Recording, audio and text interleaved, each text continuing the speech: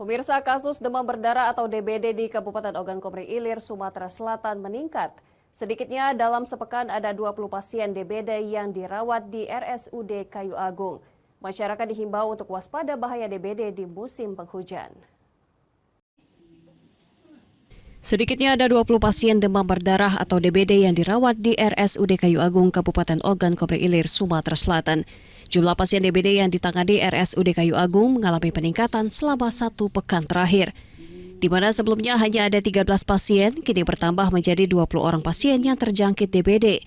Mayoritas pasien yang terserang DBD ini adalah usia anak-anak, namun ada juga orang tua dan remaja.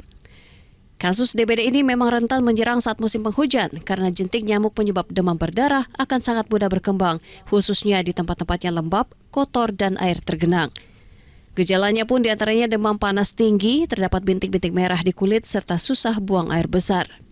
DBD sudah ada mulai peningkatan dari jumlah 13 orang yang biasa dirawat di rumah sakit, sekarang jumlah sekitar 20 orang. Dan mudah-mudahan semua ini bisa teratasi di RSUD Kayu Agung. Karena saat ini bed di rumah sakit ada 186 bed, dan pasien DBD itu bisa disebarkan di ruangan-ruangan. Untuk saat ini kita cukup untuk di RSUD Kayu Agung. Dihimbau kepada seluruh masyarakat untuk menjaga kebersihan lingkungan agar terhindar dari penyakit DBD dengan melakukan aksi 3M, yakni menguras, menutup, dan mengubur. Pastikan keluarga aman dari DBD.